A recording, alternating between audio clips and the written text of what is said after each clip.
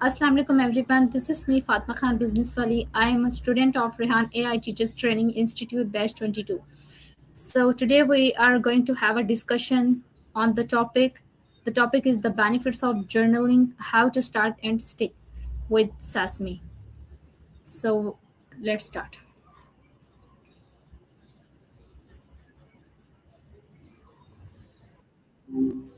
Hey Fatima, what's on your mind today? So today we discuss the topic, the benefits of journaling, how to start and stick. So my first question is this: what is journaling and why is it important? Journaling is basically just putting your thoughts onto paper or screen, whatever works. It's not about perfect writing or even making sense all the time. It's more like mental cleanup. And why it matters? Because our brains are terrible at keeping track of what we're actually thinking or feeling. Journaling lets you see patterns, work through stuff, and just get it out of your head so it stops swirling around. What are the main benefits of journaling? There's actually a ton. It can help with managing anxiety and depression, process difficult emotions, track personal growth, like actually see how far you've come. It boosts self awareness, helps with problem solving because you're seeing things more clearly, and even improves your memory. Some people even use it to get more creative or set goals. It's kind of like a check in with yourself that no one else is there for. How does journaling affect mental health? Mm. It really hits a few different spots when it comes to mental health. For starters, putting feelings into words can actually lower your stress hormones, cortisol mostly.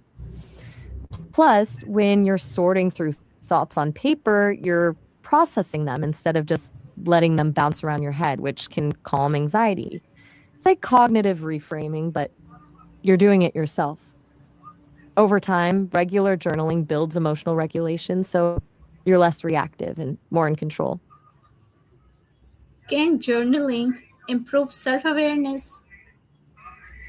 Yeah, absolutely.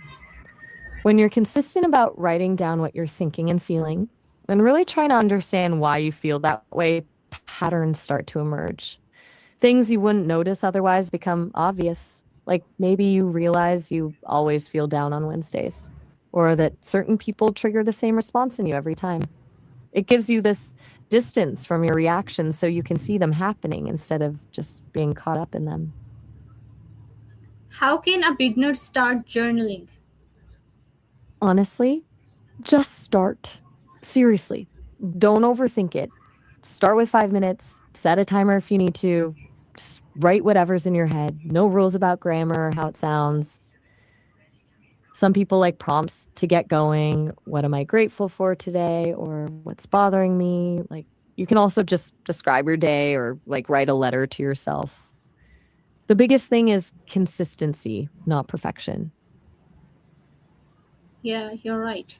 So, my next question is this: what should someone write in a journal?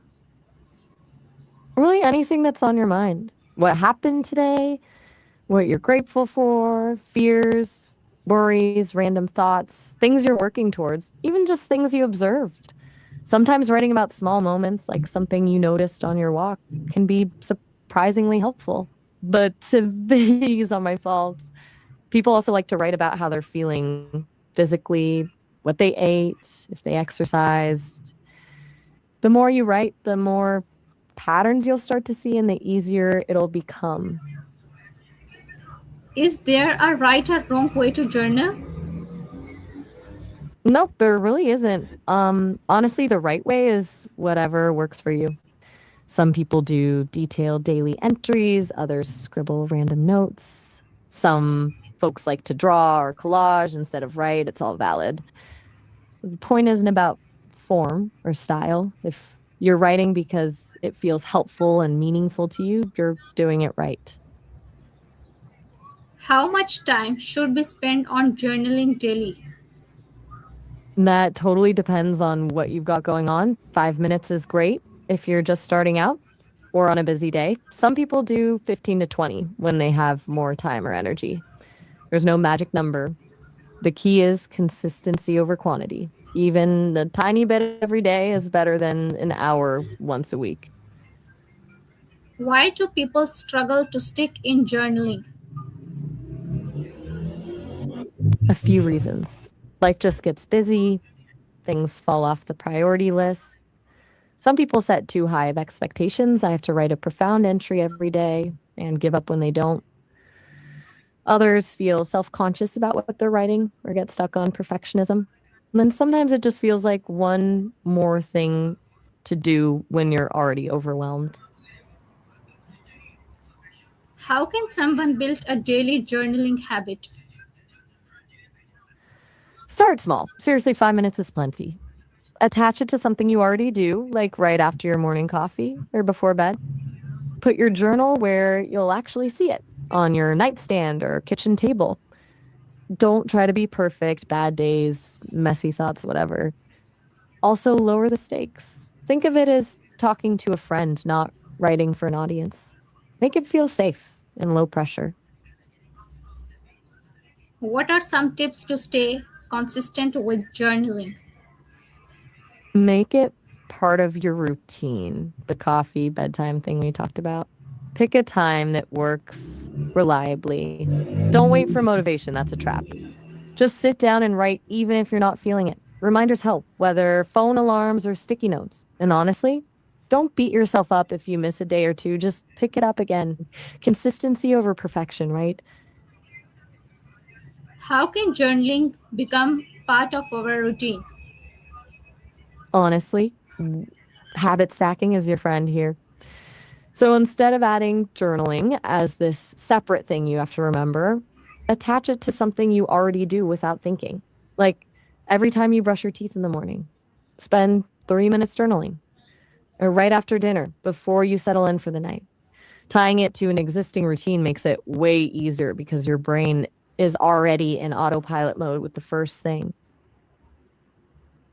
What are the different types of journaling? There's a surprising amount of variety.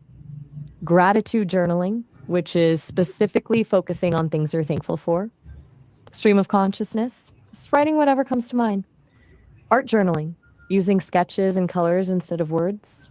Bullet journaling for task management and reflection. Dream journaling, recording your dreams. And then there are prompted journals that give you questions or themes to write about. The type doesn't matter as much as finding one that clicks with you. Is gratitude journaling more effective than regular journaling? That's a good question. Studies actually show gratitude journaling specifically boosts happiness and reduces depression symptoms, more than just regular journaling. Focusing on what you appreciate can rewire your brain to look for the good stuff more. But honestly, if regular journaling feels more natural or helpful to you, that's what matters. They both have benefits. Gratitude is just a little more focused on the positive side. Okay, my next question is this: which type of journaling is best for beginners? For someone just starting out, I say either the basic free writing or gratitude journaling. Free writing is the simplest. Literally just write whatever's in your head with no pressure. But gratitude journaling is really good for building a positive mindset. And it's pretty easy too. Just list 3 things you're grateful for. Both work well, but I lean toward gratitude for beginners because it sets a positive tone. How does journaling affect reduce stress and anxiety? Journaling helps on a few levels. First, physically writing things down gets them out of your head and on paper. That immediately creates some distance from racing thoughts. It's like unloading mental baggage. Then, when you're writing about what's making you stressed or anxious, you're forced to process it in a more logical way, figure out what's actually going on instead of just feeling overwhelmed by emotion. Plus, seeing patterns in your worries can help you spot triggers and learn to manage them better. How does writing help process emotions? Writing forces you to translate fuzzy feelings into words, and that translation process is key. When you have to name an emotion, I'm feeling anxious, I'm feeling frustrated, you're actually activating different parts of your brain than if you're just sitting with the feeling. Putting it into language makes it more concrete and understandable. It also gives you space to explore those emotions without judgment or immediate reaction. So you can understand them better instead of just getting swept away by them. My last question is this: can journaling improve confidence and mindset? Yeah, journaling can absolutely help with confidence and mindset. The act of regularly reflecting on your experiences, challenges, and accomplishments, even the small ones, builds self-awareness. When you track growth, you start to see proof of your resilience and abilities. And when you're regularly checking in with yourself about your thoughts and feelings, you develop a stronger sense of self. Journaling creates space for positive self-talk and constructive self-reflection. Over time, it really builds emotional intelligence, self-compassion, and healthier mindset overall. Okay, thank you, Maya, for your time. So this is all about the conversation of the given topic. Thank you so much, everyone, for listening to me. Allah Hafiz.